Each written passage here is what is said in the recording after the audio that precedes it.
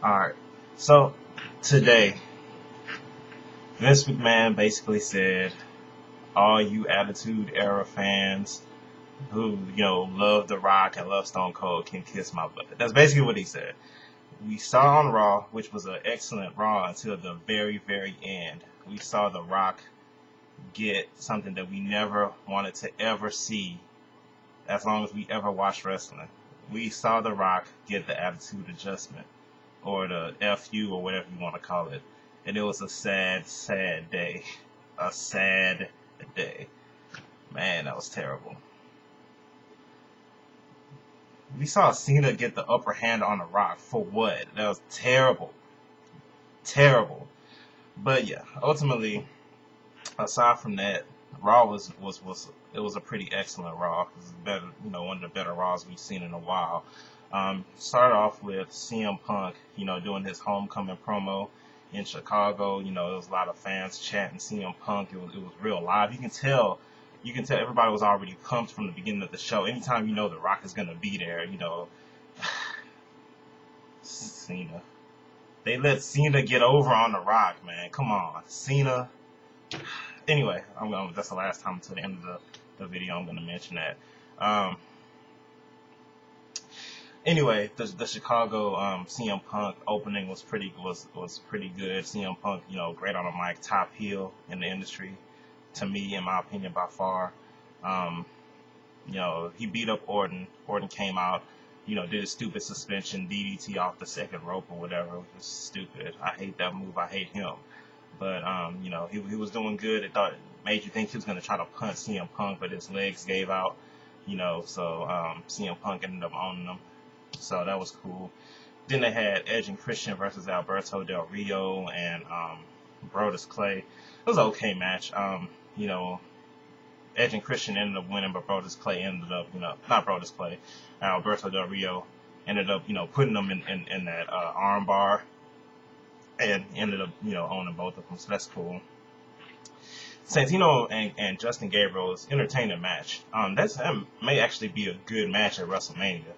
You know, um, having that four tag match. They had a little part where Kane was kind of, doing a little Santino trombone thing. That was kind of funny. It was unexpected. That's cool. Tamina's hot to me. I don't know why. Um, then we had an excellent promo between, Triple H, Undertaker, and Shawn Michaels, which I wasn't excited about at first. When they first started or whatever, I was just like, you know what? Who cares about this? Um, to me, the match was going to be Undertaker and Sting, and anything outside of Undertaker and Sting, I could really care less about. Plus, these guys have already faced, but you know, Shawn Michaels came out. It made for a pretty good promo, and then Undertaker ended up owning both of those guys. He kind of did his thing to Shawn Michaels. Shawn Michaels tried the sweet chin music. He caught his leg, tried to choke slam him. He kind of owned both Triple H and Shawn Michaels. That was pretty good. He had some filler, you know, not Jim Ross, the King and Michael Cole stuff. No, whatever. Um, had Daniel Bryan, John Morrison, Dolph Ziggler, and Sheamus in a tag team match. That was a good. It had potential to be a good match. We didn't see much because it cut to commercials in the middle of it, and then when it came back, it was kind of not what it could have been. But I understand they were trying to cut time so they can get to the big promo of the night. They threw in some stuff about Snooki, in Jersey Shore. It doesn't really matter. She looked drunk. She looked like she was actually drinking, like it wasn't just so. I don't know. And then I read on some reports that she was actually like not cooperating correctly and actually was drunk, which I believe because her eyes was glazed over. Um, so that was cool. Then we got to the stake of the night, with The Rock coming out first, cut an excellent promo as usual. We had John Cena came out. He was blah blah blah.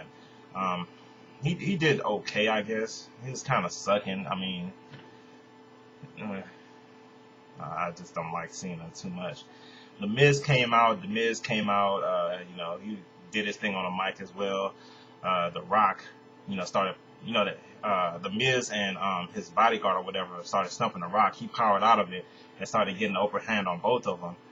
He threw the bodyguard, Alex Riley, out of the ring, and then he came back with the Miz, gave him the spine buster, and then he tried to do the nip up, which is funny because he didn't really get all the way back up, but he played it off pretty good. But you could tell like he's not as athletic as he was at that time, which was fine because he does movies now. He doesn't have to be as athletic as he was when he was in the ring.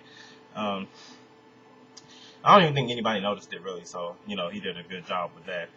He did the people's elbow on the Miz, and then he threw him out the ring, so that was great. And then the travesty, the injustice. Vince, come on, Vince. See, this is why most people wanted The Rock to come back, but at the same time, part of me didn't want him to come back because you can't accept anybody from this era getting the upper hand on. Well, at least I can't. I can't accept that because they don't deserve it.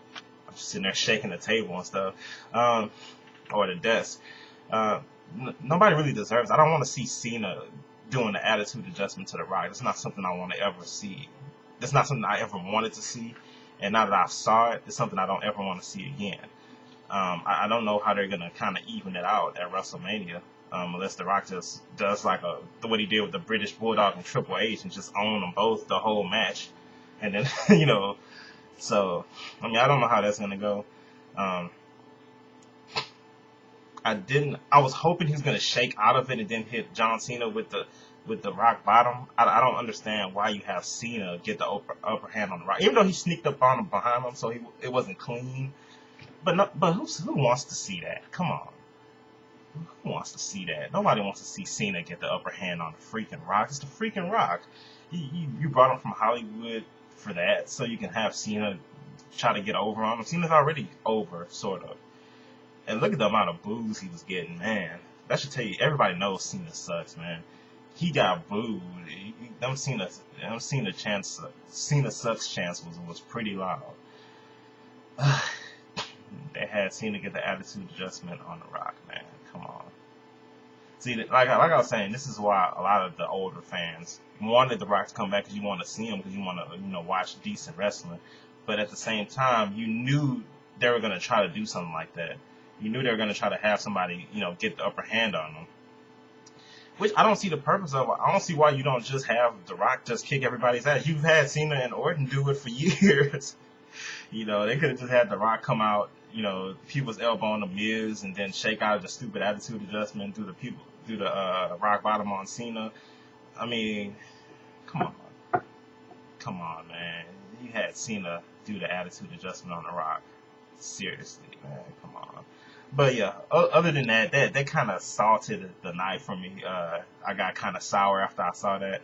I was just like, come on, man, you can't do that. You can't have Cena go over The Rock, man. You already have Cena go over everybody else who's alive. Why would you have him go over The Rock too? But if I put my personal feelings for that happening aside and look at the big picture, it was a good Raw, man. I do have to say, a good build up for WrestleMania. I will be watching WrestleMania. Hopefully, it lives up to the hype that they're creating for it, or trying to create for it. But this was a good Raw. Yeah, but those are my thoughts. Comment. Let me know if you feel the same way. If you feel like it was okay for Cena to do the attitude adjustment on The Rock, definitely go ahead and leave that in the comments. If you, like me, and you're outraged about the whole thing, definitely leave that as well. See you next time. Thanks for watching.